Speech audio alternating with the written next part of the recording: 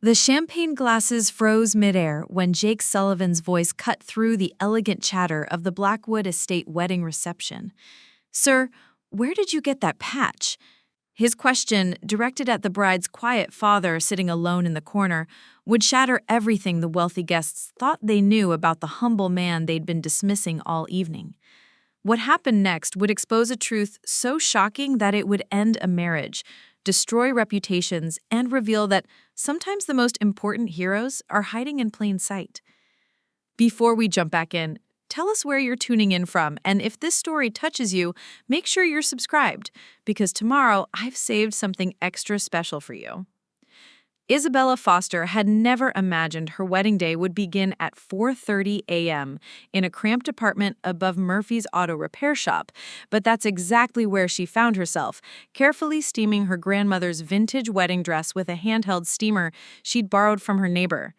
The dress, ivory silk with delicate pearl buttons, had been altered 3 times to fit her perfectly, each alteration done by hand because professional tailoring was beyond her budget. Through the thin walls, she could hear her father, Frank, getting ready in the next room, the familiar sound of his morning routine that had remained unchanged for the 23 years since her mother had passed away. Frank Foster was a man of few words and even fewer complaints. At 58, his weathered hands spoke of decades working construction jobs, his calloused fingers a testament to honest labor that had put Isabella through community college and helped her save enough to contribute to this wedding. His gray hair was always neatly combed, his work shirts always clean, and his military service was something he rarely discussed, treating it like ancient history that had no bearing on their present life. The only evidence of his time in uniform was a small collection of patches and medals tucked away in a shoebox under his bed, mementos he'd pull out occasionally when he thought no one was looking. This morning was different. Frank had carefully pressed his only suit, a navy blue ensemble he'd bought 15 years ago for Isabella's high school graduation and had worn exactly 3 times since. On the lapel, he'd pinned a single military patch, a subdued piece of fabric that most people would glance over without a second thought. To Frank, it represented 3 tours overseas, countless nights away from his infant daughter, and memories that still visited him in the quiet hours before dawn. The contrast between their modest apartment and their destination couldn't have been starker. Preston Blackwood III had insisted that their wedding be held at his family estate, a sprawling compound in the hills outside the city that looked like something from a European postcard. The main house boasted 12 bedrooms, a ballroom with crystal chandeliers imported from Austria, and gardens that required a team of 6 full-time groundskeepers to maintain. The Blackwood family had made their fortune in real estate development and had spent the better part of 3 generations ensuring that everyone around them understood their place in the social hierarchy. Isabella had met Preston 2 years ago when she was working as a receptionist at the law firm where he'd been handling his family's business acquisitions. She'd been drawn to his confidence and charm, the way he seemed so certain about everything, so comfortable in his expensive suits and polished shoes. What she had initially mistaken for self-assurance, she was beginning to realize might have been something else entirely. The engagement had been a whirlwind of planning sessions, where Isabella's input was politely acknowledged and then quietly overruled by Vivian Blackwood, a woman who wore her disdain for Isabella's background like a designer accessory. Every decision, from the floral arrangements to the guest list, had been shaped by what would look appropriate for the Blackwood family's social standing. Isabella's suggestions for a smaller, more intimate ceremony had been dismissed as charming but impractical by Vivian, who'd already sent invitations to 300 of the family's closest friends. Frank had watched this process unfold with the same quiet patience he brought to everything else in life. When Isabella had asked if he was comfortable with the elaborate plans, he'd simply nodded and said he wanted whatever made her happy. He'd never complained about the tuxedo rental that cost more than his monthly grocery budget, or the fact that none of his friends from the construction crew had been invited because they wouldn't fit the aesthetic that Vivian was creating. The morning of the wedding, as Isabella put the final touches on her makeup in their tiny bathroom mirror, Frank knocked gently on the door. "You ready for this, sweetheart?" he asked, his voice carrying the same steady calm it had held through every major moment in her life. Isabella opened the door to find her father standing in his pressed suit, the military patch catching the light from the hallway window. "Dad, you look so handsome," she said, adjusting his tie with the same care he'd once used to braid her hair for school pictures. Tell me about that patch again. Frank's fingers unconsciously moved to the small piece of fabric on his lapel. Just something from my service days, he said quietly. Thought it might be appropriate for today. What neither of them knew was that Jake Sullivan, Preston's best man and a decorated Army veteran himself, would recognize that patch immediately. Jake had served 2 tours in Afghanistan and had spent enough time studying military insignia to spot something significant from across a crowded room. He'd arrived at the Blackwood Estate that morning with a growing sense of unease about the way Preston had been talking about Isabella's family, particularly her father. Preston had spent the bachelor party regaling his friends with stories about his future in-laws, describing Frank as a simple construction worker who probably doesn't even own a passport, and Isabella's family as charming in their own way, but not exactly our people.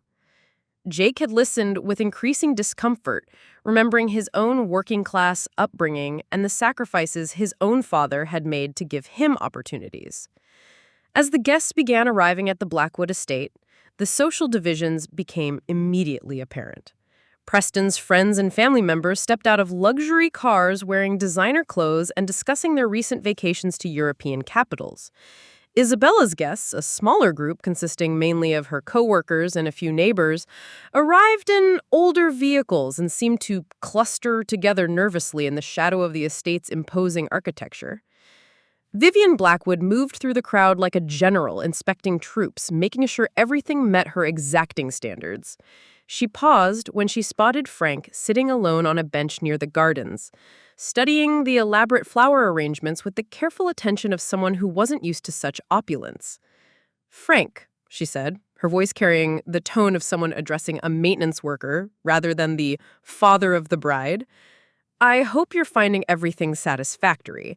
I've arranged for someone to help you with your tie, if needed." Frank looked down at his perfectly knotted tie, then back at Vivian with the patient expression of someone who dealt with condescension before. "Thank you, Mrs. Blackwood. Everything looks beautiful." As the ceremony began, Jake took his position next to Preston at the altar, scanning the assembled guests with the observational skills that military training had ingrained in him. His eyes lingered on Frank, something about the man's bearing suggesting a familiarity with formal occasions despite his obvious discomfort with this particular level of luxury. There was something in the way Frank held himself, a subtle discipline in his posture that Jake recognized but couldn't quite place. The ceremony proceeded without incident, Isabella looking radiant as she walked down the aisle on her father's arm. But as they moved toward the reception, Jake found himself drawn back to that military patch on Frank's lapel, a nagging sense of recognition that he couldn't shake. He'd seen that patch before, but where? The reception was held in the estate's grand ballroom, where round tables draped in ivory linen surrounded a dance floor that reflected the light from massive crystal chandeliers. The Blackwood family had spared no expense, from the imported flowers to the string quartet that played softly in the background. But as the evening progressed, Jake began to notice something that made his stomach turn: the systematic isolation of Isabella's family and friends. Preston's groomsmen had apparently decided that amusing themselves at the expense of the other side was part of their entertainment for the evening. Jake watched with growing anger as they made loud comments about mixing social circles and charity cases, always just within earshot of Isabella's guests, but quiet enough to maintain plausible deniability. Frank sat at a table near the back of the room, having been placed there despite being the father of the bride. He'd been served the same expensive meal as everyone else, but Jake noticed that none of the Blackwood family members had bothered to introduce themselves or include him in conversation. He sat quietly, occasionally glancing toward his daughter with obvious pride, but clearly feeling out of place in the sea of wealth and pretension surrounding him. It was during the dinner service that Jake finally got a clear look at Frank's military patch, and his blood ran cold. He knew exactly what he was looking at, and he knew what it meant. That small piece of fabric represented something that would change everything about this evening, something that would make every person in this room reconsider their assumptions about the quiet man they'd been dismissing all night.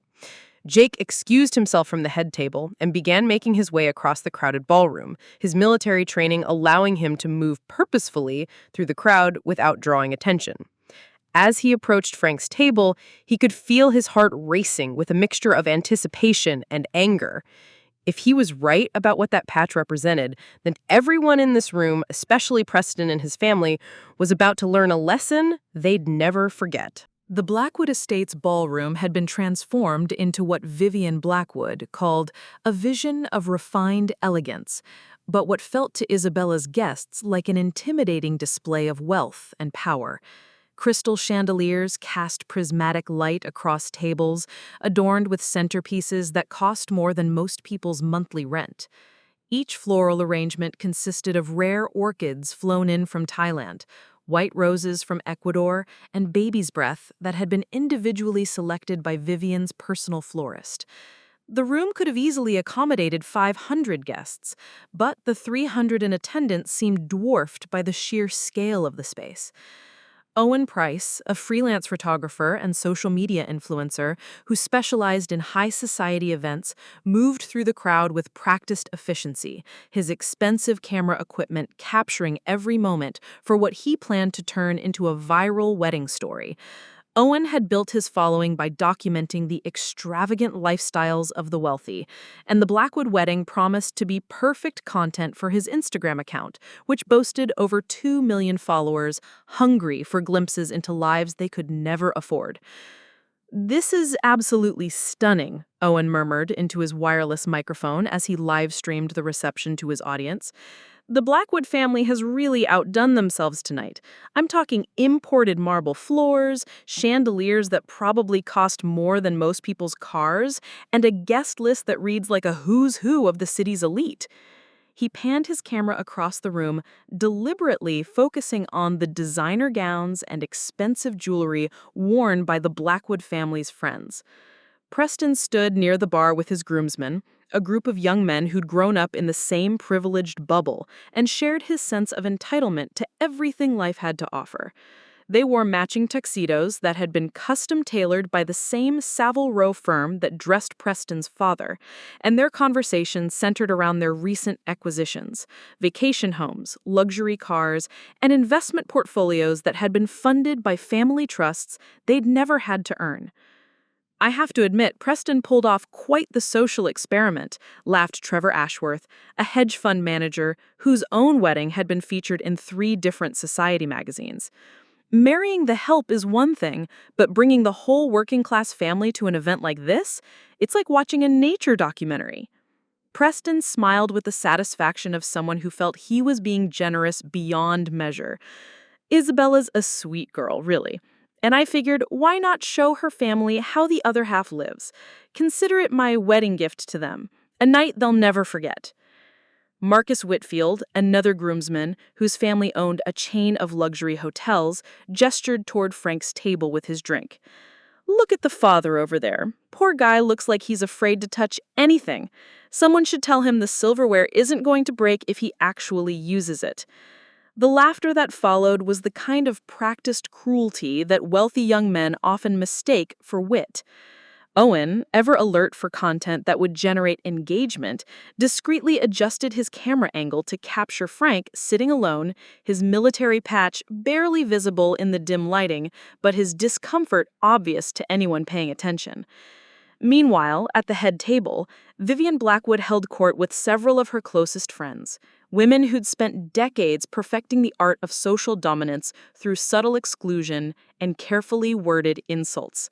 Margaret Rothwell, wife of a prominent city councilman, leaned in conspiratorially as she watched Isabella laughing with her maid of honor. "She really is quite lovely," Margaret said with the tone of someone offering faint praise. "And I suppose there's something to be said for Preston's, charitable impulses. Not every young man would be willing to take on such a project." Vivian sipped her champagne, her expression suggesting she was tolerating rather than enjoying her son's wedding. "Well, we can only hope that proper guidance will help her adjust to our expectations. The girl has potential, but she'll need considerable refinement if she's going to represent the Blackwood name appropriately." Eleanor Pemberton, whose own daughter had married into European nobility, nodded sagely. Of course, the real challenge will be integrating her family into social situations. One can hardly expect them to understand the nuances of proper society.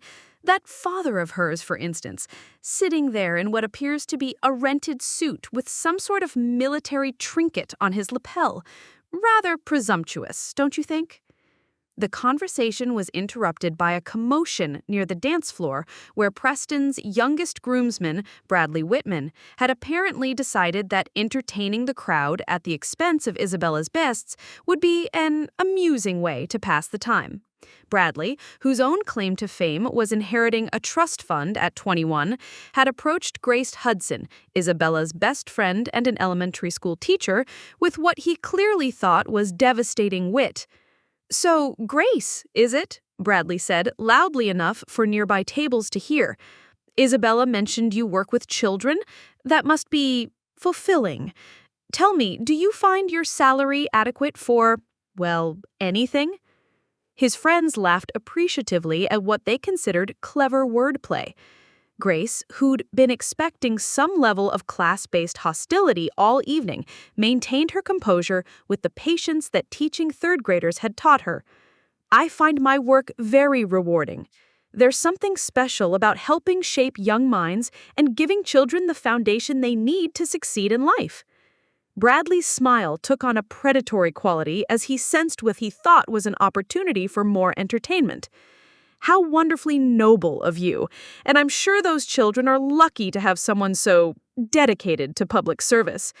Of course, some of us prefer careers that actually contribute to society in measurable ways. My portfolio alone generates enough in quarterly returns to fund an entire elementary school." Owen, recognizing a potential viral moment, had quietly positioned himself to capture the exchange, his camera rolling as Bradley continued his performance for an audience that was becoming increasingly uncomfortable with the naked cruelty on display.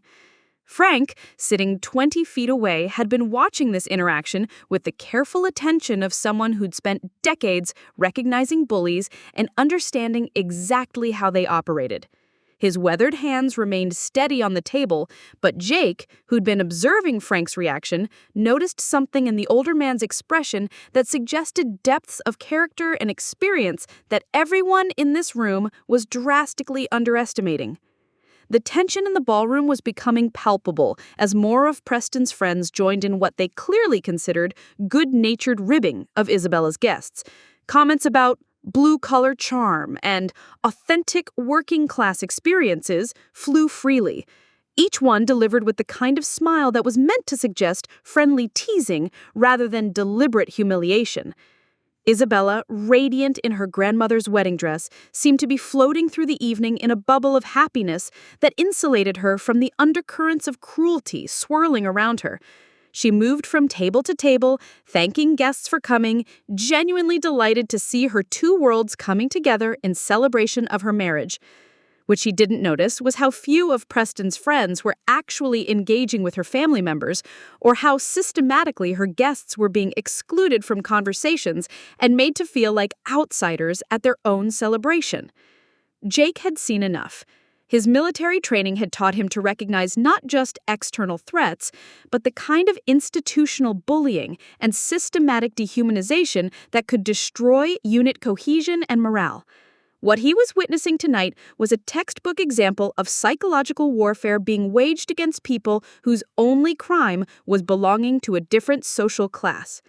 Preston Blackwood III moved through his wedding reception like a king surveying his domain, his custom-tailored tuxedo and inherited confidence marking him as someone who'd never questioned his right to occupy the center of any room. At 28, he possessed the particular brand of arrogance that comes from generational wealth and a lifetime of having every door opened before he'd even thought to knock. His perfectly styled hair, his Swiss watch that cost more than most people's annual salary, and his practiced smile all served as armor in a world where appearance mattered more than substance. But tonight, Preston's satisfaction went beyond the usual pleasure he took in displaying his family's wealth. Tonight, he was the star of what he privately considered a fascinating social experiment, and Owen Price's cameras were capturing every moment of it for posterity and viral content. "Owen, make sure you're getting some good shots of the contrast," Preston murmured to the photographer as they stood near the elaborate ice sculpture that served as the reception's centerpiece. "I want people to see how graciously we've welcomed Isabella's family into our world. This is exactly the kind of inclusive thinking that separates truly sophisticated people from the merely wealthy." Owen adjusted his camera settings, his influencer instincts recognizing the gold mine of content that Preston was unwittingly providing. "Absolutely, Preston. The juxtaposition is incredible. Your family's elegance and generosity really shines when you see how grateful Isabella's people are just to be here." Preston's smile widened with self-satisfaction. He genuinely believed he was being magnanimous by marrying beneath his social station, and the visible discomfort of Isabella's guests only reinforced his sense of charitable nobility. What he couldn't see, what his privileged upbringing had never taught him to recognize, was that their discomfort came not from gratitude, but from being systematically humiliated by people who mistook cruelty for sophistication. The evening's entertainment had evolved from subtle condescension to increasingly brazen displays of class-based mockery. Preston's fraternity brothers from his Ivy League college had appointed themselves as the evening's comedic entertainment, and their target was clear: anyone associated with Isabella's side of the family. Trevor Ashworth had cornered Isabella's Uncle Danny, a veteran electrician who'd driven 6 hours to attend his niece's wedding, and was regaling nearby guests with questions designed to highlight their different worlds. "So, Danny, what's your take on the recent fluctuations in the European currency markets? I imagine that affects your electrical work somehow?" Danny, a dignified man in his 60s who'd built a successful small business through decades of honest work, recognized the setup for what it was. "Can't say I follow the markets too closely," he replied evenly. "I'm usually too busy keeping people's lights on to worry about currency fluctuations." The laughter that followed was sharp and performative, designed more to establish social hierarchy than to express genuine amusement. Owen captured it all, his camera work transforming the moment into content that would later be edited with dramatic music and slow-motion effects to maximize its viral potential. Preston watched the interaction with obvious pleasure, occasionally glancing toward Isabella to make sure she was witnessing his friend's playful engagement with her family. What he saw instead was his new bride laughing genuinely with her maid of honor, Grace, completely oblivious to the psychological warfare being conducted around her. Her joy was authentic and infectious, drawing people to her despite the toxic atmosphere his friends were creating. This only seemed to fuel Preston's determination to assert his dominance over the evening. He approached Frank's table with the swagger of someone who'd never encountered a problem that couldn't be solved with money or connections. Frank sat alone, having been systematically avoided by Preston's family and friends, quietly observing the room with the patient attention of someone accustomed to being underestimated. "Frank!" Preston announced loudly enough to draw attention from nearby tables. "I hope you're enjoying everything. I know this is probably quite different from what you're used to, but I wanted Isabella's father to experience the absolute best we have to offer." Frank looked up with the steady gaze of someone who'd faced far more intimidating opponents than an overprivileged young man with a superiority complex. "It's a beautiful event, Preston. You've clearly put a lot of thought into making it special." Preston's smile took on a predatory quality as he gestured broadly at the opulent surroundings. "Well, when you can provide the best, why settle for anything less? I've always believed that Isabella deserves to see how life can be when you have the resources to do things properly. This ballroom alone cost more to rent than most people make in a year, but that's what real love looks like, sparing no expense to make your bride feel like a princess." The comment was carefully crafted to sound generous while actually highlighting the financial gulf between their families. Owen, recognizing the moment's potential, had positioned himself to capture Frank's reaction, expecting to see embarrassment or gratitude that would play well with his audience. Instead, Frank's expression remained unchanged, his weathered hands steady on the table as he met Preston's gaze with quiet dignity. "Isabella has always been a princess to me," he said simply. "She doesn't need expensive things to prove her worth." Preston's laugh had an edge to it now, the sound of someone who wasn't getting the reaction he'd anticipated. Of course. I'm sure you've done your best with what you had to work with. But now she'll never have to worry about limitations again. No more shopping at discount stores or wearing the same dress to multiple events. I can give her everything she's ever dreamed of." The insult was delivered with a smile, wrapped in language that was technically complimentary, but designed to remind Frank of his financial inadequacy. Several of Preston's friends had drifted closer, sensing entertainment in the making, their phones discreetly recording what they expected to be a working-class man's humiliation. Frank's military training had taught him to recognize psychological tactics designed to provoke reactions that could be used against him later. He'd seen bullies before, some wearing enemy uniforms, others wearing expensive suits, and he understood that responding to provocation usually played into their hands. Instead, he simply nodded and said, "I'm grateful she found someone who makes her happy." Preston's frustration was becoming visible now. He'd expected either grateful subservience or defensive anger, both of which would have served his purposes. Frank's calm dignity was throwing off the script, making Preston work harder for the dominance display he was orchestrating. "You know, Frank, I've been thinking," Preston continued, his voice carrying the false friendliness of someone about to deliver a particularly sharp cut.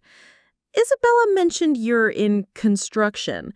Manual labor must be challenging at your age. I've been wondering if you might be interested in some lighter work. My family's estate needs someone to maintain the grounds, and I'm sure we could find something suitable for your skill set." The offer was crafted to sound generous while actually being deeply insulting, essentially offering Frank a job as his gardener at his own daughter's wedding reception. The surrounding guests fell silent, recognizing the moment for what it was, a public humiliation disguised as charity. Owen's camera was rolling, capturing what he expected to be either grateful acceptance or angry rejection, either of which would make compelling content for his followers.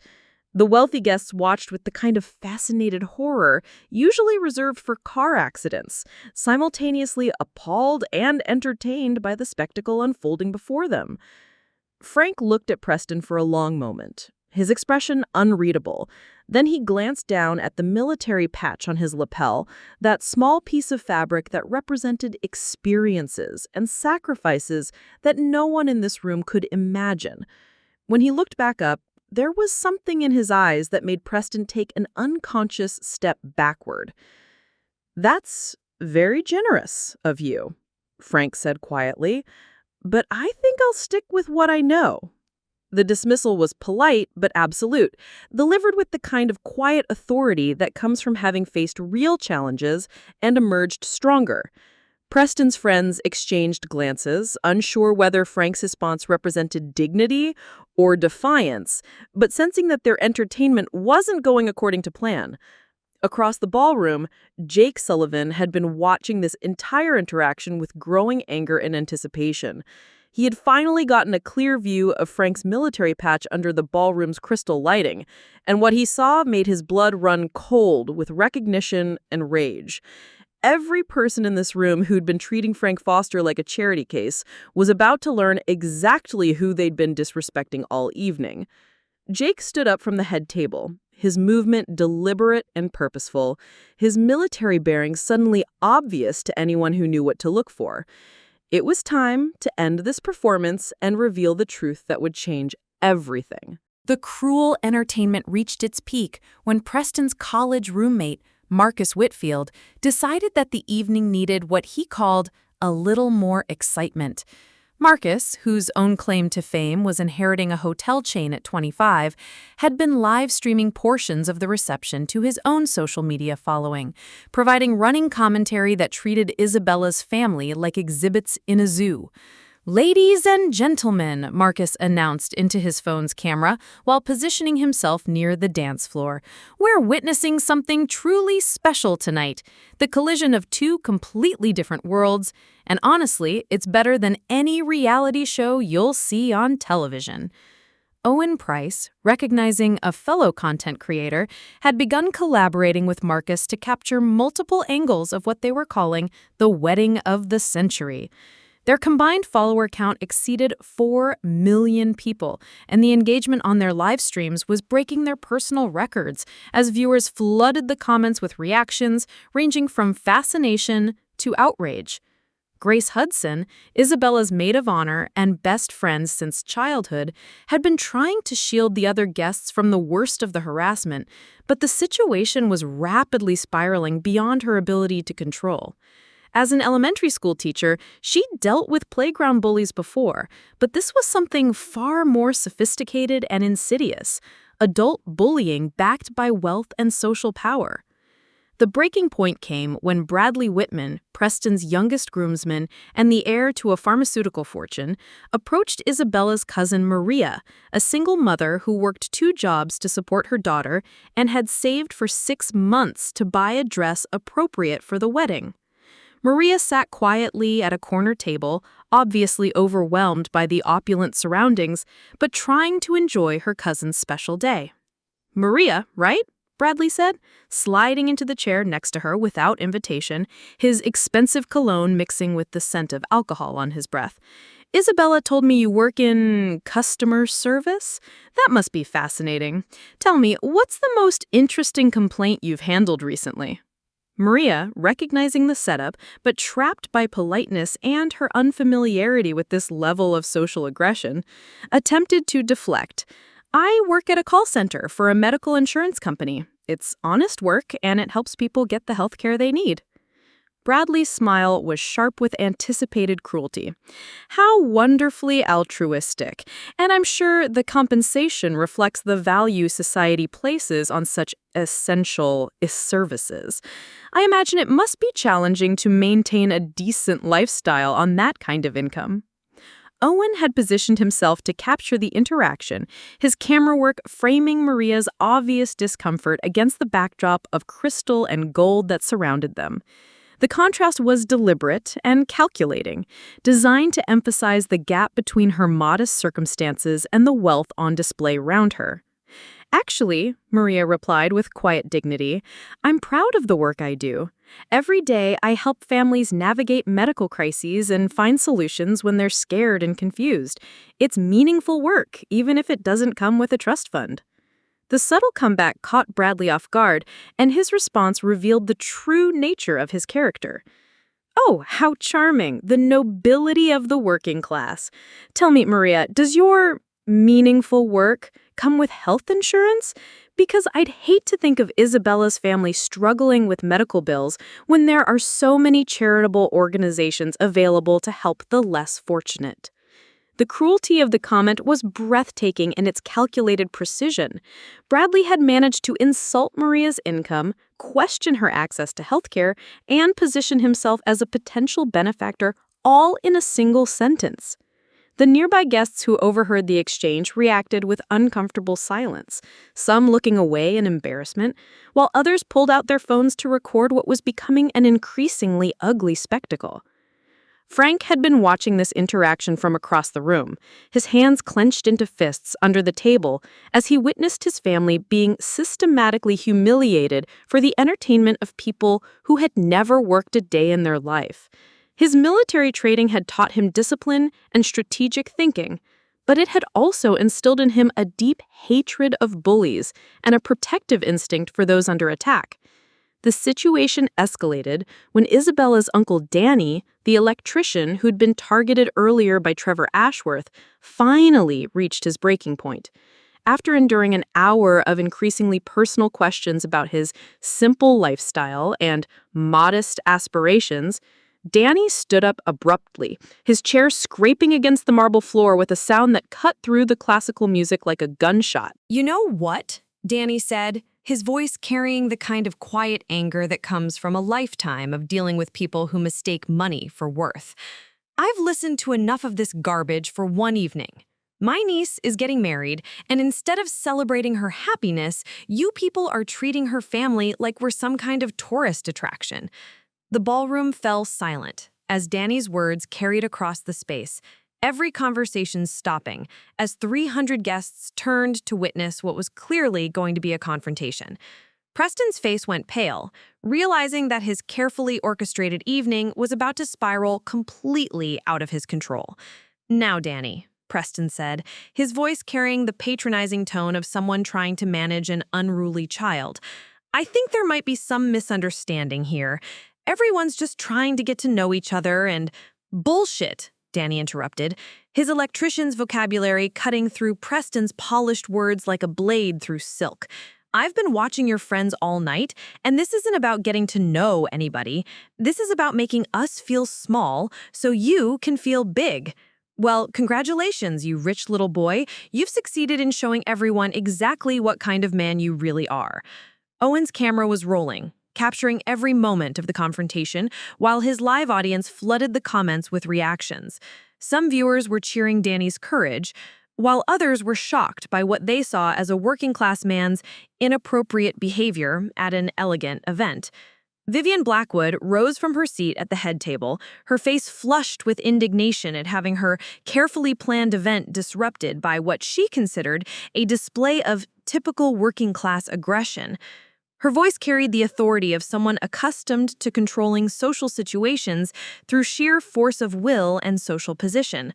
"I think perhaps it's time for some of our guests to remember where they are and who has graciously invited them into their home," Vivian announced, her words carrying clearly across the silent ballroom.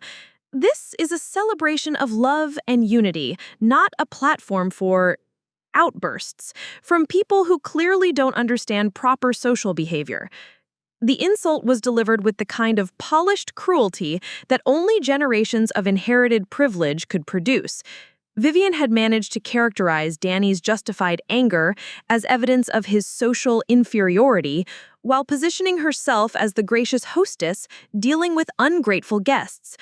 Frank slowly rose from his chair, his movement deliberate and controlled. Every eye in the ballroom turned toward him as he stood in his pressed navy suit with that small military patch catching the light from the crystal chandeliers above.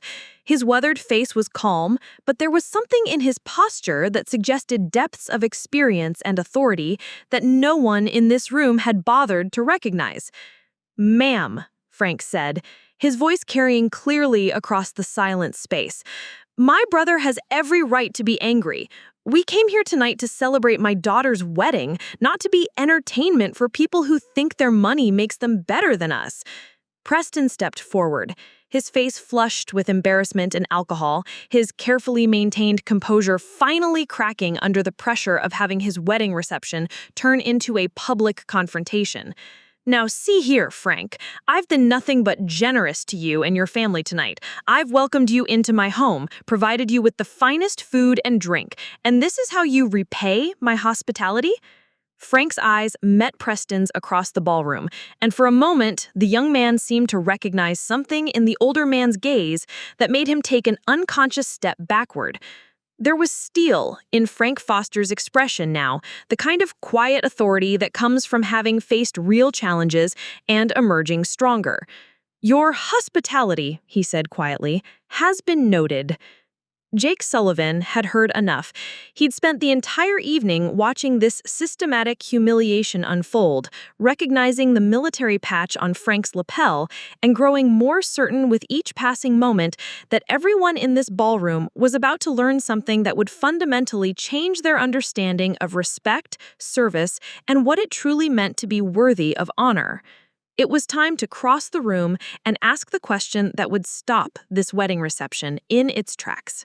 Jake Sullivan moved across the ballroom with the purposeful stride of someone accustomed to command, his military bearing becoming more apparent with each step. The conversations around him seemed to fade into background noise as his focus narrowed to the quiet man in the navy suit who'd been enduring systematic humiliation with a dignity that spoke of experiences far beyond anything these wealthy guests could imagine. The silence that had fallen over the ballroom after Frank's quiet confrontation with Preston made Jake's approach even more dramatic. 300 guests watched as the best man, impeccably dressed in his designer tuxedo, walked past tables laden with crystal and gold to reach the corner where Frank Foster sat alone, that small military patch on his lapel now clearly visible under the chandelier's light. Owen Price's camera instinctively followed Jake's movement, his content creator instincts recognizing that something significant was about to happen. The live stream audience, which had grown to over 50,000 viewers as word of the wedding drama spread across social media, held their collective breath as comments flooded in, asking what was happening and why the best man was approaching the bride's father. Preparing and narrating the story took us a lot of time, so if you're enjoying it, subscribe to our channel. It means a lot to us. Now, back to the story. Jake stopped directly in front of Frank's table, his posture straight and respectful in a way that immediately distinguished him from every other interaction Frank had experienced that evening. The contrast was stark. Here was Preston's best man, someone who should have been aligned with the family that had been tormenting Isabella's relatives all night, approaching Frank with obvious respect and what appeared to be recognition. "Excuse me, sir," Jake said, his voice carrying clearly across the silent ballroom.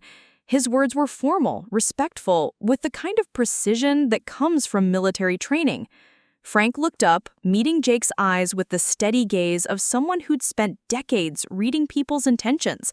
There was something in the younger man's bearing that spoke of shared experiences, a recognition that transcended the superficial social divisions that had defined the evening's interactions.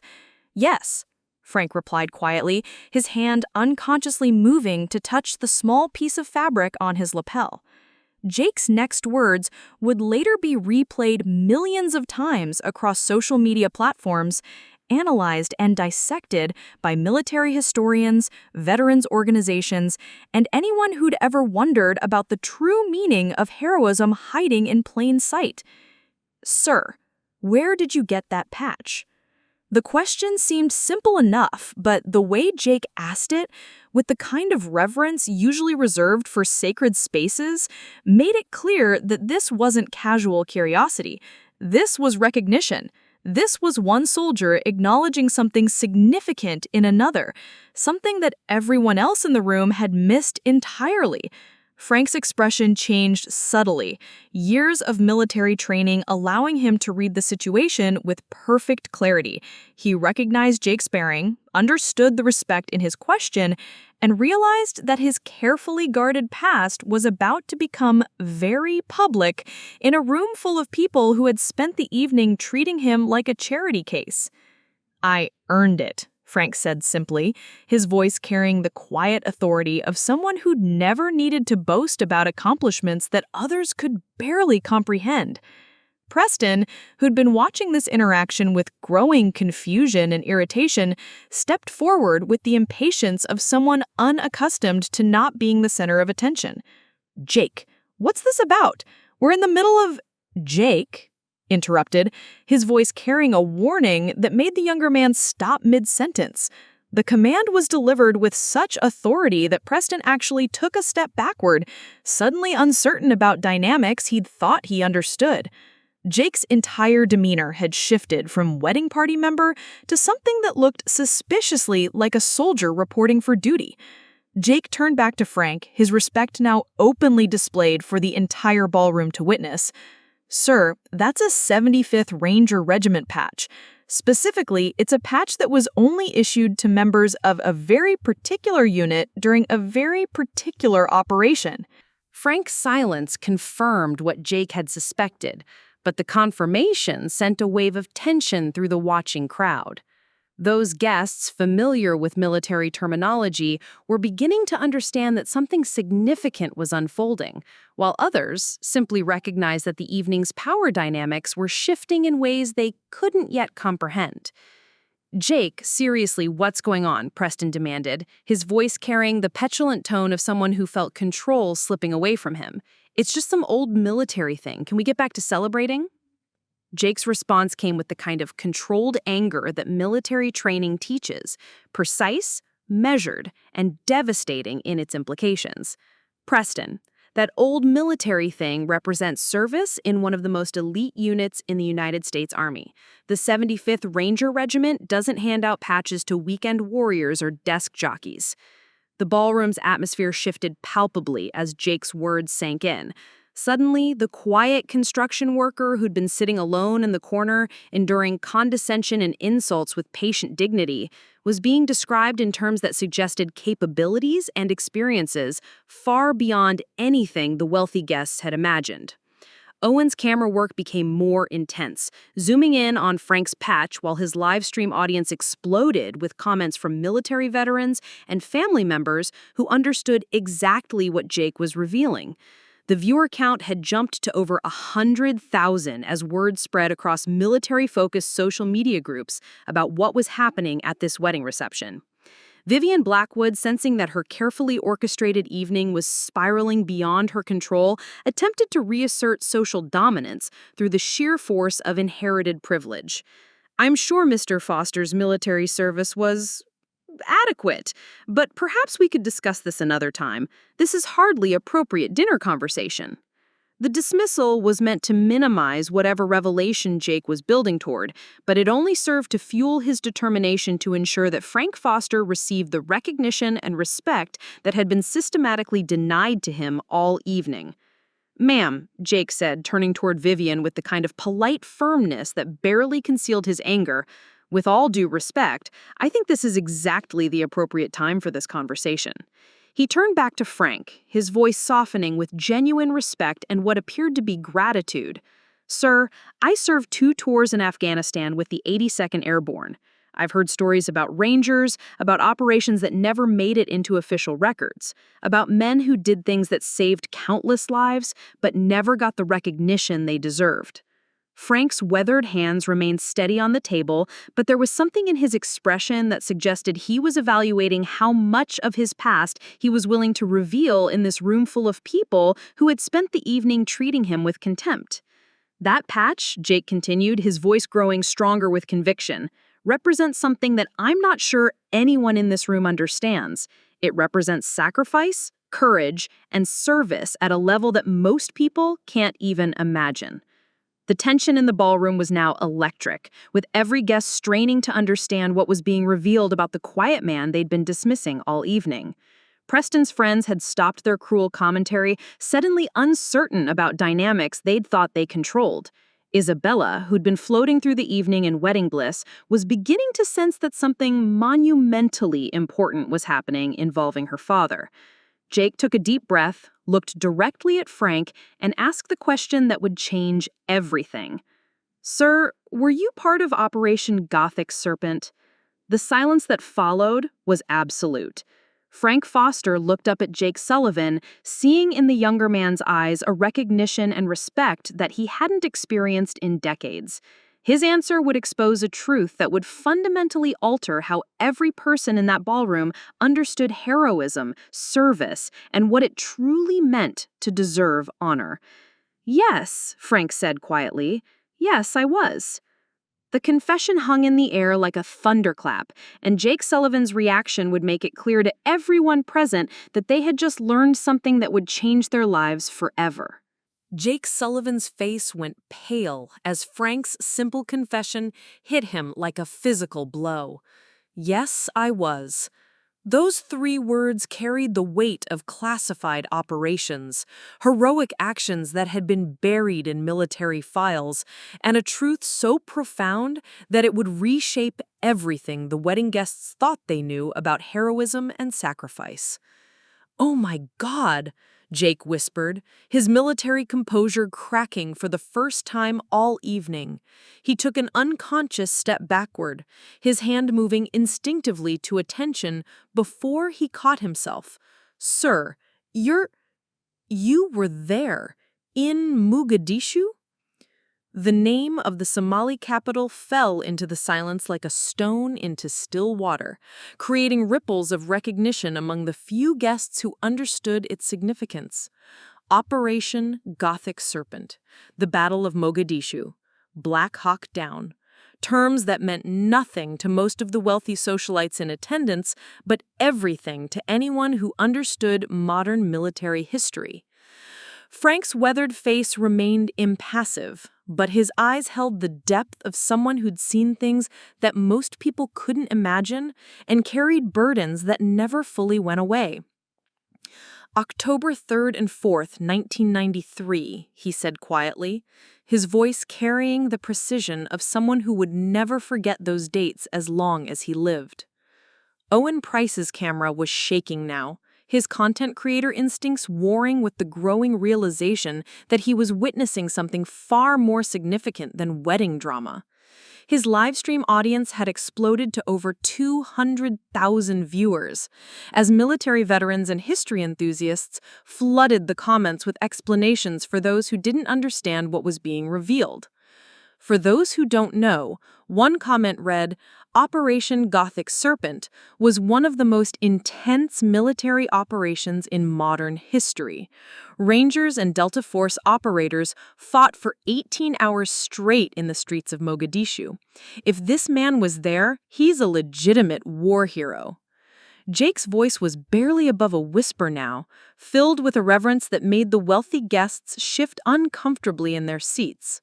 "Sir, 18 Americans died in that operation. 73 were wounded. The Rangers held their ground for 18 hours against impossible odds, fighting to rescue down helicopter crews and protect civilian lives." Preston, who'd been growing increasingly agitated by his loss of control over the evening's narrative, stepped forward with the impatience of someone unaccustomed to not understanding what was happening around him. "Okay, so he was in the military. That's, nice. But can we please get back to celebrating? This is my wedding reception, not a history lesson." The insensitivity of the comment created a visible reaction throughout the ballroom.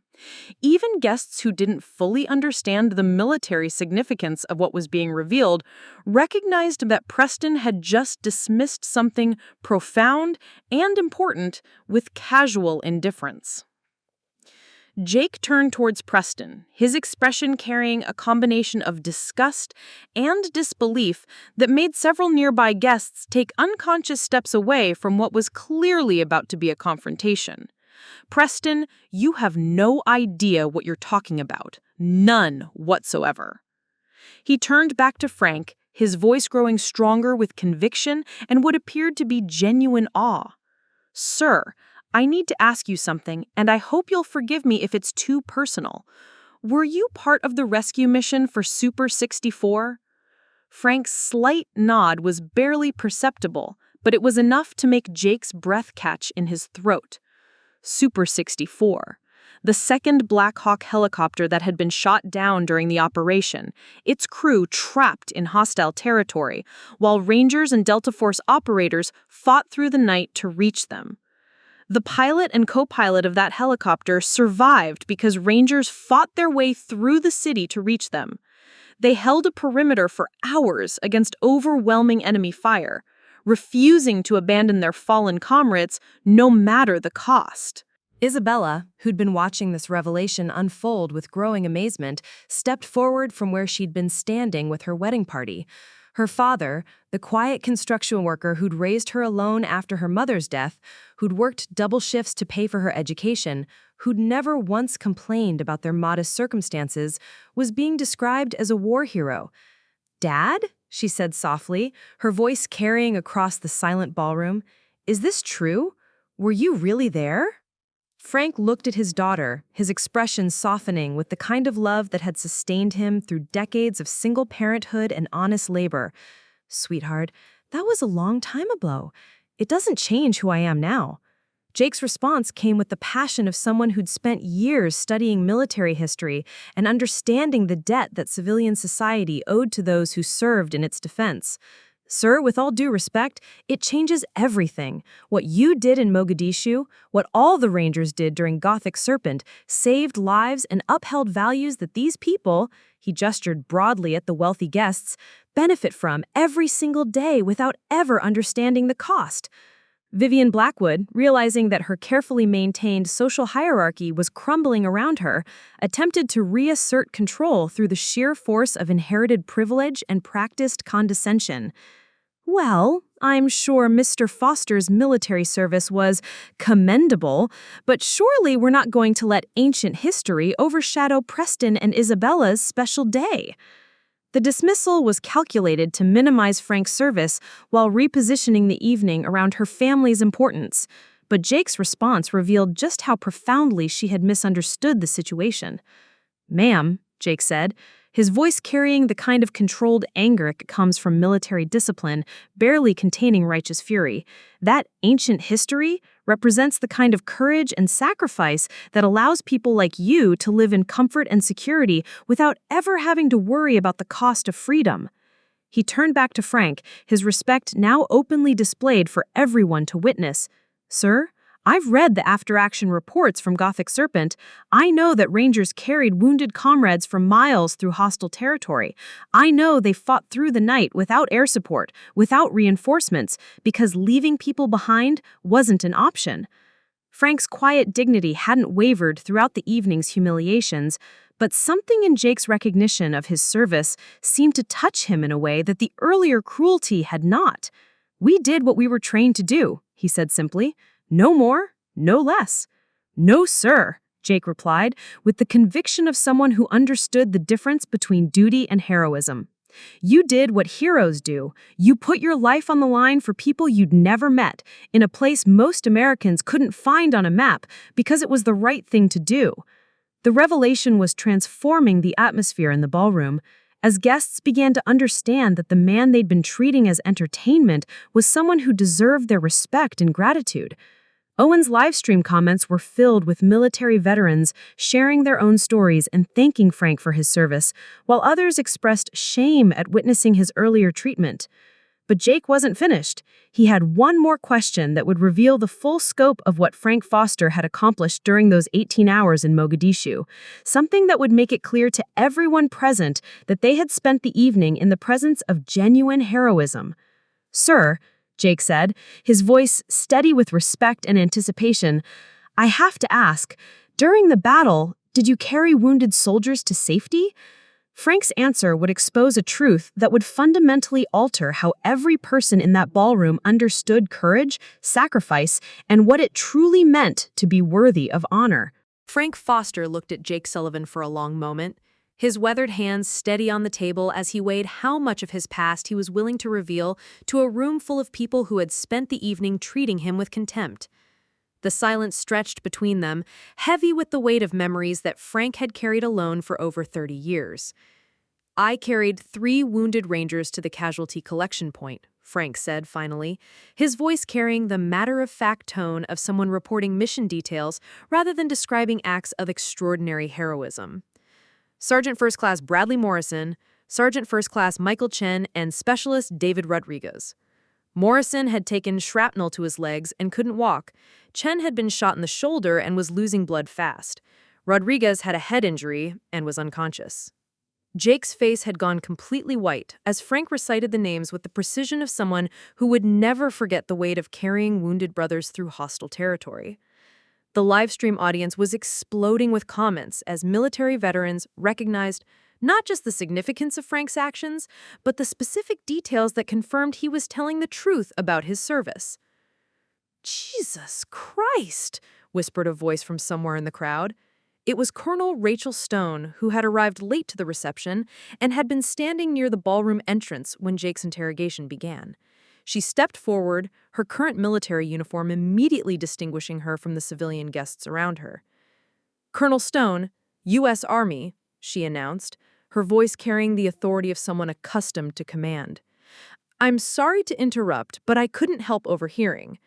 Mr. Foster, did you say you carried wounded soldiers during the Battle of Mogadishu? Frank nodded, his expression unchanged by the arrival of another military officer. Yes, ma'am. Colonel Stone's reaction was immediate and profound. She came to full attention, her military bearing a sharp contrast to the casual posture of the wedding guests around her. Sir, I need to ask you something directly.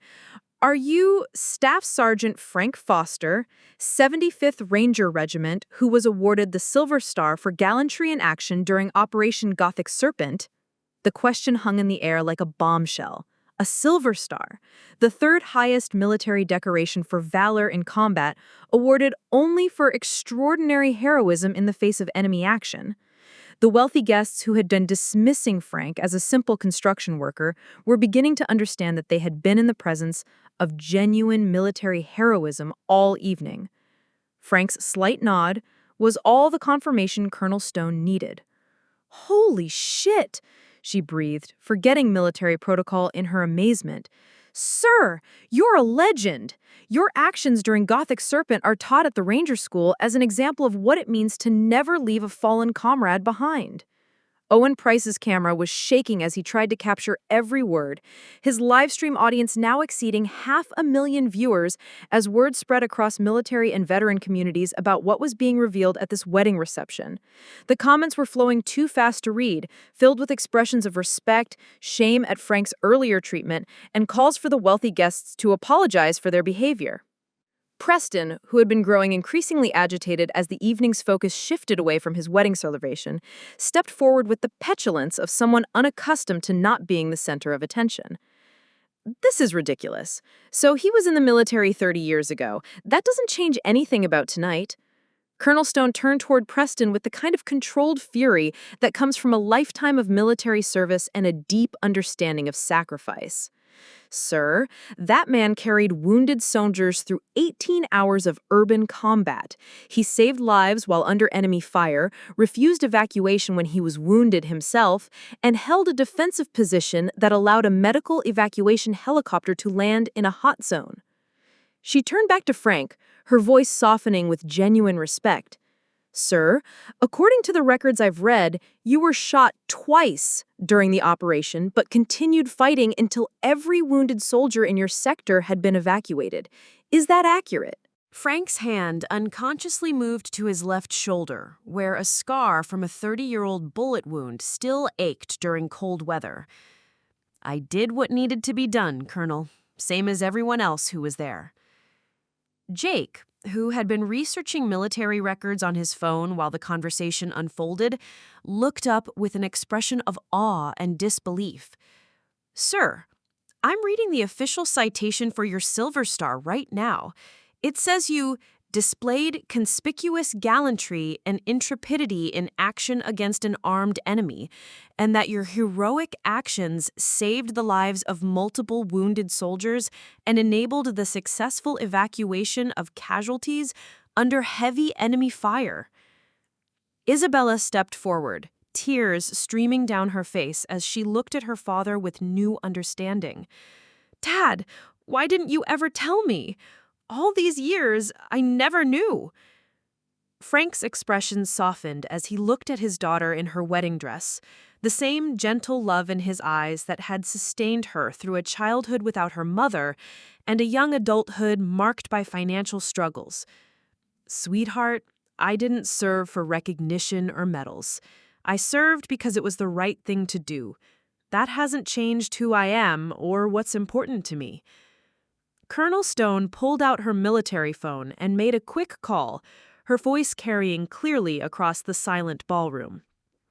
"This is Colonel Stone. I need you to pull the complete service record for Staff Sergeant Frank Foster, 75th Ranger Regiment, service number—" "Sir, what's your service number?" Frank rattled off the 9-digit number that every military veteran carries in their memory until the day they die, and Colonel Stone repeated it into her phone. "Yes, that's correct. I need everything sent to my secure email immediately. This is a priority request." She hung up and turned back to the assembled guests, her expression carrying the kind of authority that comes from representing something larger than personal interest. Ladies and gentlemen, in about 10 minutes, I'm going to receive documentation that will confirm everything that's being discussed here tonight. But I want you to understand something right now. Her voice rose to address the entire ballroom, ensuring that every guest who had witnessed Frank's humiliation would also witness his vindication. The man sitting at that table is a decorated war hero who risked his life to save others in one of the most intense urban combat operations in modern military history. While you've been treating him like entertainment tonight, he's been displaying the same grace under pressure that allowed him to function as a combat leader under enemy fire. Vivian Blackwood, realizing that her carefully constructed social hierarchy was crumbling around her, made one last attempt to maintain control through sheer force of inherited privilege. "Colonel, I'm sure Mr. Foster's service was admirable, but this is hardly the time or place for military history lessons. This is a private family celebration." Colonel Stone's response came with the precision of someone who had spent decades defending the values that allowed privileged people to live in comfort and security. "Ma'am, with all due respect, if you can't recognize the honor of having a Silver Star recipient at your table, then you have no business lecturing anyone about appropriate behavior." Her phone buzzed with an incoming message, and she looked down at the screen before her expression shifted to something approaching reverence. "The documentation just arrived. Mr. Foster, according to your complete service record, you didn't just receive the Silver Star. You also received 2 Purple Hearts, a Bronze Star with Valor Device, and a Combat Infantry Badge." The room fell into absolute silence as the full scope of Frank's military service was revealed.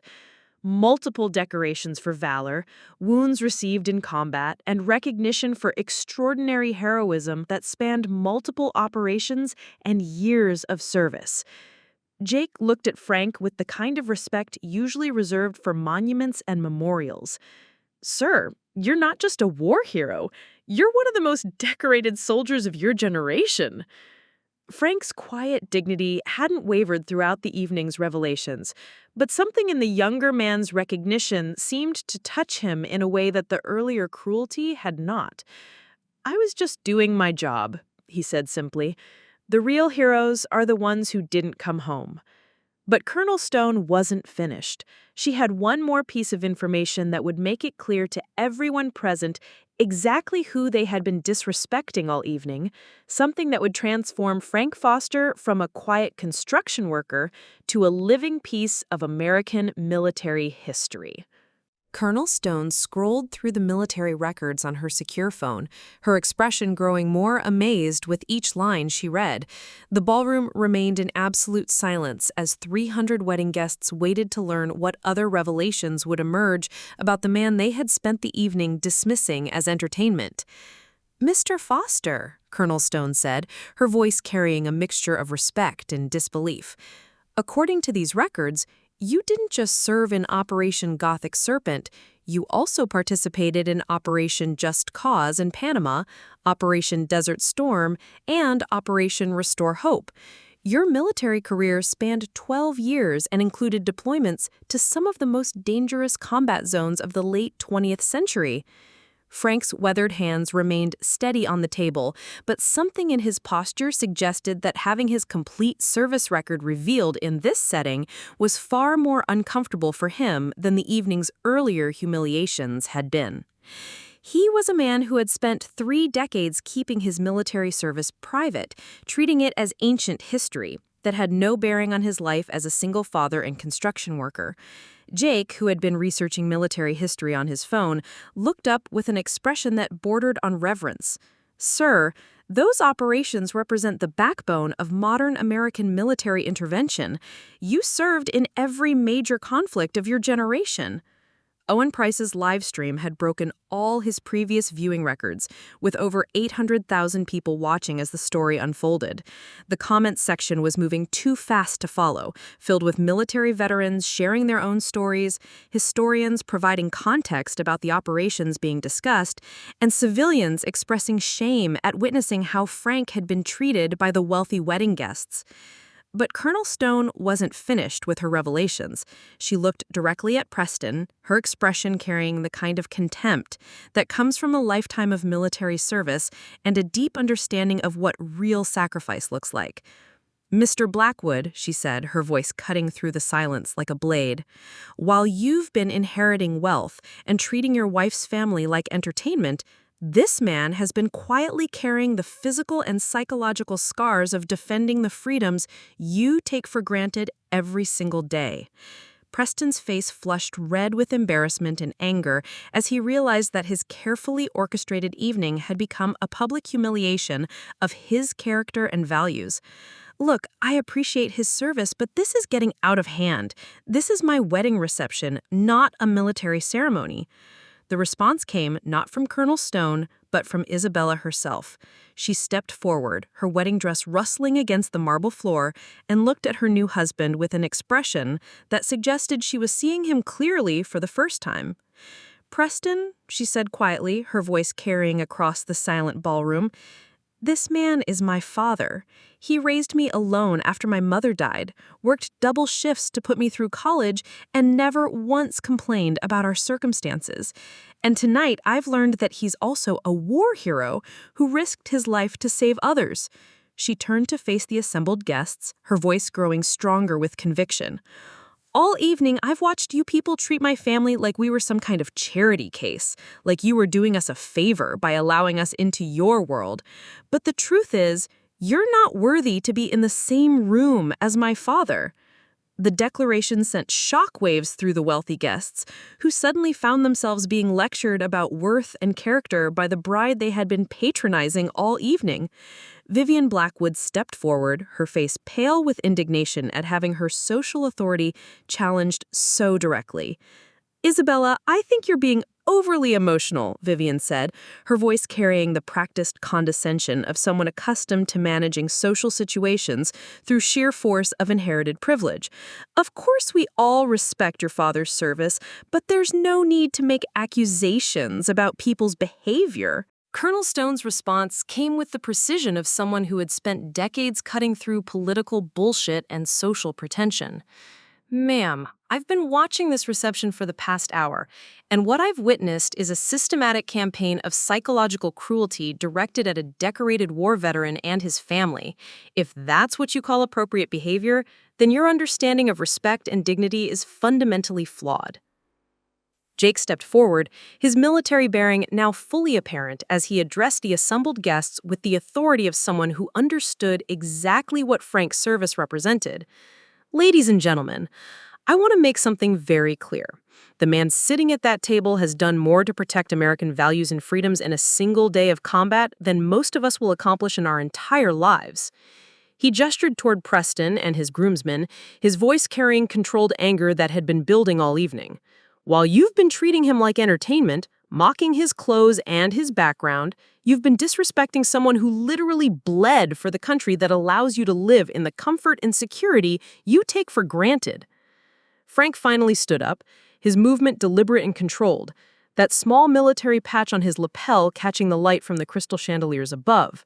For the first time all evening, he commanded the attention of the entire ballroom not through revelation or advocacy from others, but through the sheer force of his own presence.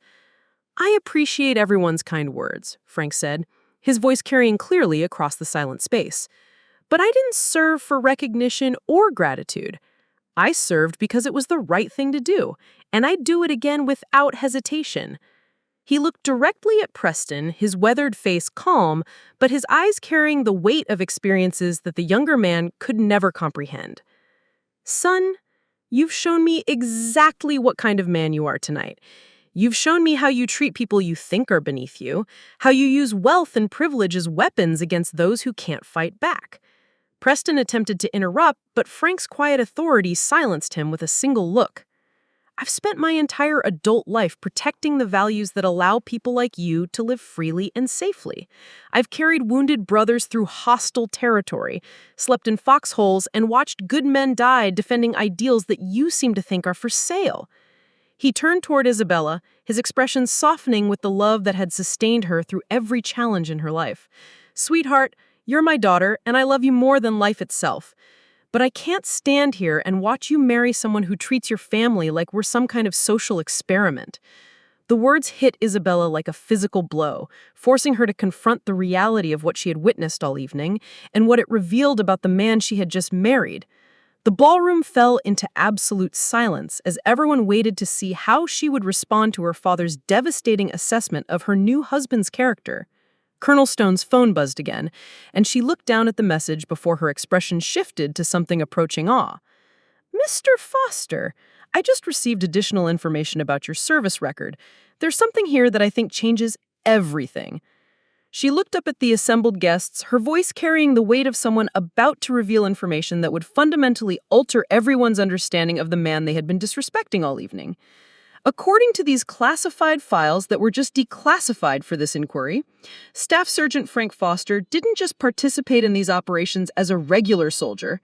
He was selected for special assignments that required the highest levels of security clearance and personal integrity.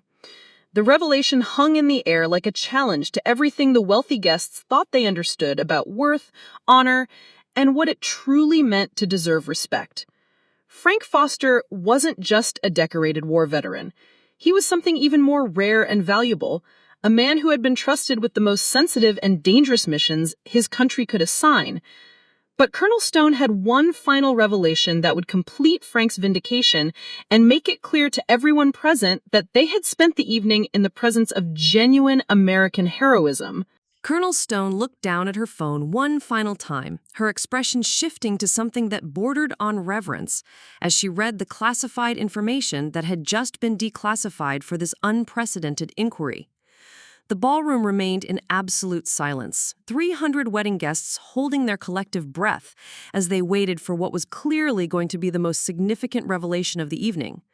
"Mr. Foster," Colonel Stone said, her voice carrying the weight of someone about to reveal information that would fundamentally change how everyone present understood heroism and sacrifice.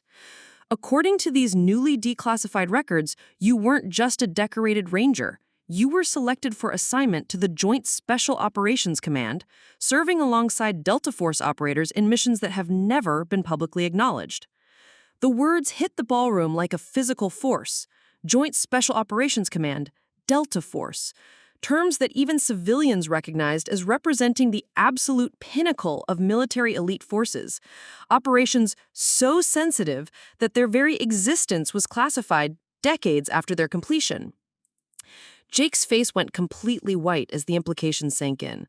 "Sir," he whispered, his voice barely audible across the silent space, "JSOC assignments require presidential-level security clearance. That means you were trusted with some of the most sensitive operations in American military history." Frank's weathered hands remained steady on the table, but something in his expression suggested that having this level of his service revealed was far beyond what he had ever intended to share with anyone, especially in a room full of people who had spent the evening treating him with contempt. Owen Price's livestream had become a phenomenon, with over 1 million viewers now watching as the story unfolded. Military historians were flooding the comments with explanations of what JSOC represented, while veterans were sharing their own stories of service and expressing profound respect for Frank's revealed background. Colonel Stone continued reading from the classified files, her voice growing stronger with each revelation. The records show multiple commendations for operations that remain classified, including direct action missions that saved American lives and prevented international incidents that could have escalated into major conflicts. Preston, who had been growing increasingly agitated as the evening's focus shifted completely away from his wedding celebration, finally exploded with the petulant fury of someone unaccustomed to not being the center of attention. "Enough!" he shouted, his voice cracking with stress and alcohol. "I don't care if he was George Washington himself. This is my wedding, my reception, and I'm sick of listening to ancient military history when we should be celebrating." The outburst was so tone-deaf, so fundamentally lacking in respect and understanding that it created a visible reaction throughout the ballroom. Even Preston's own family members seemed to recoil from the naked selfishness and cruelty of his response. Isabella stepped forward, her wedding dress rustling against the marble floor as she looked at her new husband with an expression that suggested she was seeing him clearly for the first time in their relationship. "Preston," she said quietly, her voice carrying across the silent ballroom with crystal clarity, "I need you to understand something. My father didn't just serve in the military. According to what we're learning tonight, he risked his life repeatedly to protect the freedoms and security that allow people like you to live in comfort and safety." She turned to face the assembled guests, her voice growing stronger with conviction and what appeared to be growing anger. "All evening, I've watched you people treat my family like we were some kind of charity case. You've mocked our clothes, our backgrounds, our modest circumstances, treating us like entertainment for your amusement." Vivian Blackwood attempted to interrupt, but Isabella's raised hand silenced her with surprising authority. "But the truth is, my father has done more to serve this country and protect its values than everyone in this room combined. While you've been inheriting wealth and treating others with contempt, he's been carrying the physical and psychological scars of defending the democracy that allows you to live freely." She looked directly at Preston, her expression carrying a mixture of disappointment and growing resolve. "And you, my husband of 4 hours, have shown me exactly what kind of man you really are.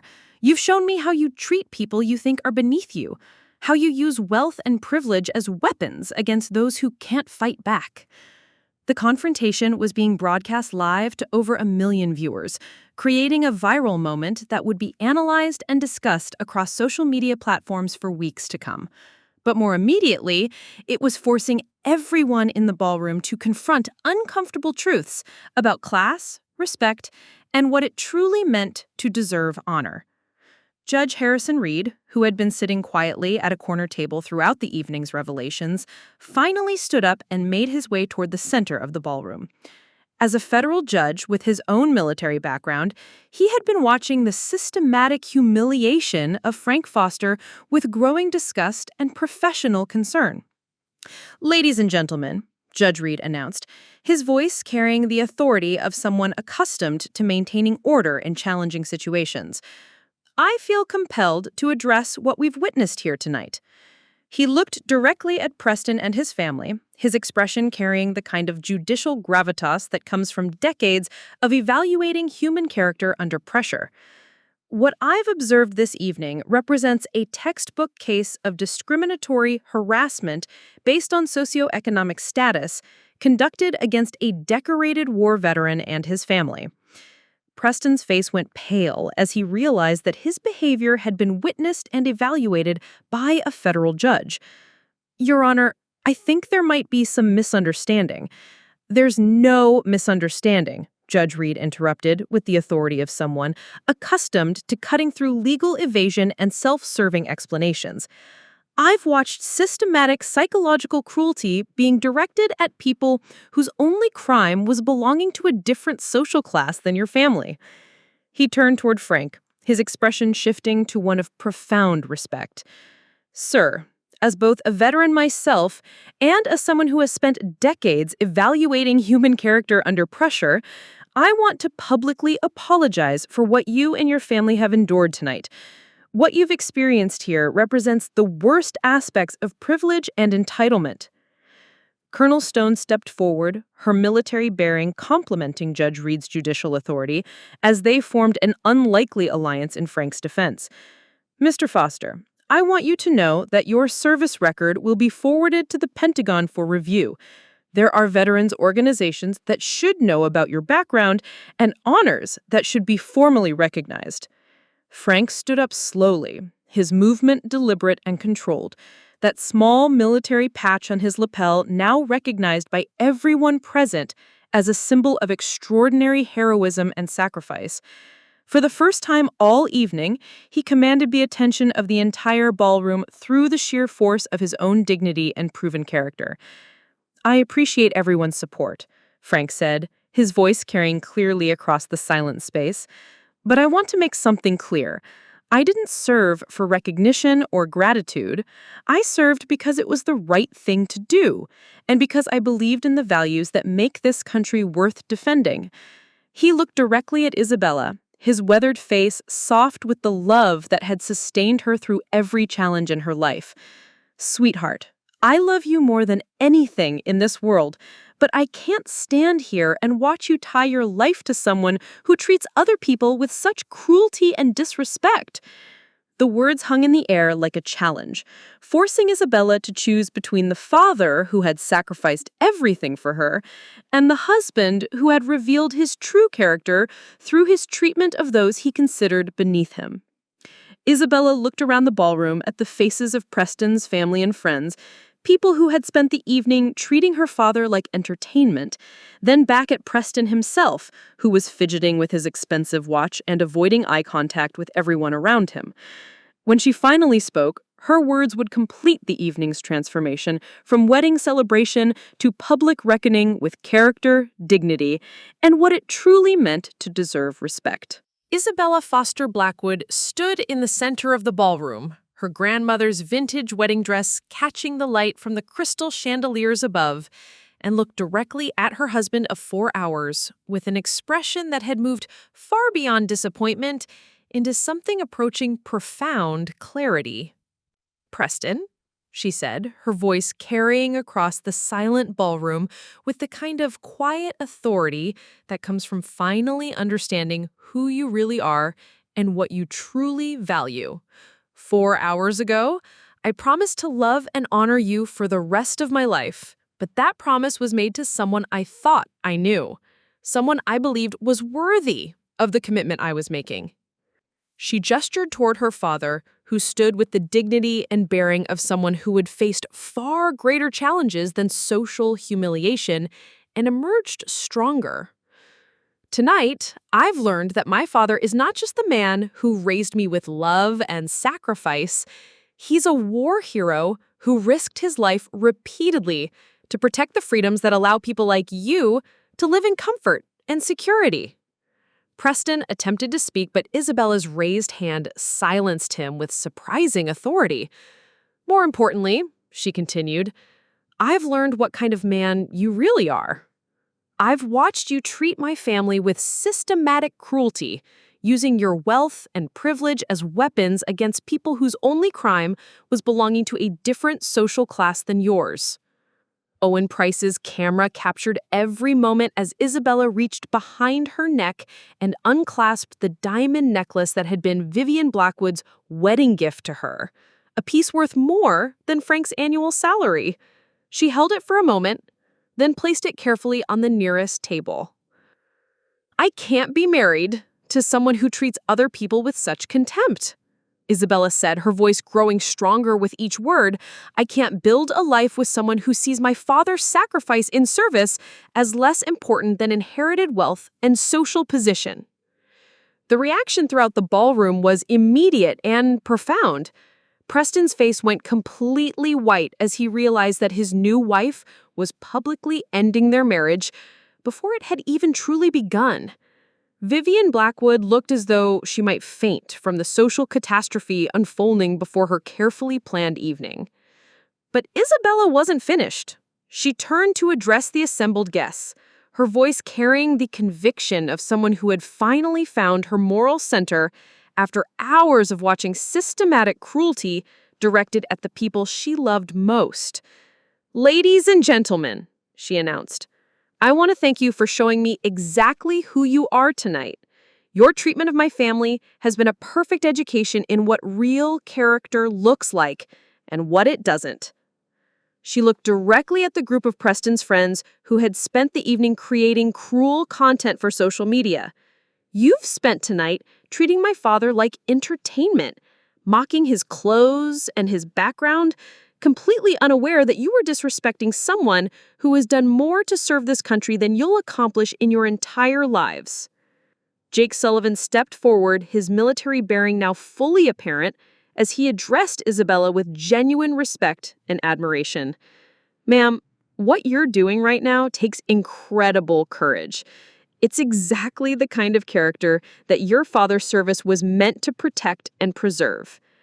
Colonel Stone, who had been watching the confrontation unfold with professional interest, stepped forward with an announcement that would provide the perfect conclusion to the evening's revelations. Mr. Foster, I've just received word from the Pentagon. Based on your service record and the circumstances surrounding tonight's events, you're being invited to participate in a ceremony honoring veterans of Joint Special Operations Command. Your story and what happened here tonight will be used to educate military leaders about the ongoing sacrifices that veterans make even after their active service ends. Frank's weathered face showed the first real emotion he'd displayed all evening.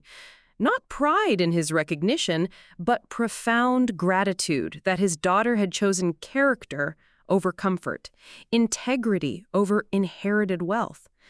"Sweetheart," he said softly, stepping forward to embrace Isabella, "I'm proud of you, not for walking away from wealth, but for walking toward what's right." The live stream audience had grown to over 2 million viewers as word spread across social media about the dramatic wedding confrontation. Comments flooded in from military veterans thanking Frank for his service, from civilians expressing shame at the treatment he'd received, and from people around the world praising Isabella's courage in choosing integrity over social position. But the most significant change was happening right there in the ballroom, where Preston's friends and family were beginning to understand the profound moral failure they had collectively displayed. Several guests approached Frank directly, offering genuine apologies for their behavior and asking how they could better support veterans in their communities. Judge Reed stepped forward with a final legal perspective that would ensure the evening's events had lasting consequences beyond personal transformation. "Mr. Foster," he said, "what you've experienced tonight represents actionable discrimination based on socioeconomic status. While we can't undo the harm that's been done, we can ensure that this story reaches the right people and creates positive change for other veterans who face similar treatment." 6 months later, the story of Frank Foster's wedding reception confrontation had become a case study taught in military academies, social justice programs, and business ethics courses across the country. The footage captured by Owen Price had been viewed over 50 million times, spotting documentaries, academic papers, and policy changes in how veterans organizations approached issues of class discrimination. Isabella had returned to her maiden name and was working as a victims advocate for a veterans' rights organization, using her experience to help other military families navigate social and economic challenges. Frank had been formally recognized by 3 different veterans organizations and had begun speaking at events about the ongoing sacrifices that military families make long after active service ends. Preston's behavior had cost him far more than a marriage. The viral footage had damaged his family's business reputation so severely that they'd been forced to sell several properties and donate substantial sums to veterans' charities as part of a public relations campaign to salvage their social standing. Most importantly, the confrontation had sparked a national conversation about how society treats its veterans, particularly those who return to civilian life without the advantages of wealth or social connections. Frank Foster's story became a symbol of the quiet heroism that exists in communities across America, performed by people whose sacrifices often go unrecognized until circumstances force society to pay attention. On the first anniversary of that dramatic wedding reception, Isabella and Frank attended a Pentagon ceremony where he was formally presented with recognition for his service in classified operations that had finally been declassified. As they stood together in the nation's most secure military facility, surrounded by current and former service members who understood exactly what Frank's sacrifice had meant, Isabella reflected on the choice she'd made that night. She'd walked away from inherited wealth and social position, but she'd gained something far more valuable: the knowledge that she'd chosen character over comfort, integrity over inherited wealth, and love over luxury. Her father's quiet heroism had finally received the recognition it deserved, but more importantly, his example had taught her what it truly meant to live with honor and dignity. The story of Frank Foster's wedding reception confrontation would be told and retold for years to come, a reminder that real heroism often hides in plain sight, waiting for the right moment to be revealed and the right person to have the courage to honor it properly. Up next, you've got 2 more standout stories right on your screen. If this one hit the mark, you won't want to pass these up. Just click and check them out. And don't forget to subscribe and turn on the notification bell so you don't miss any upload from us.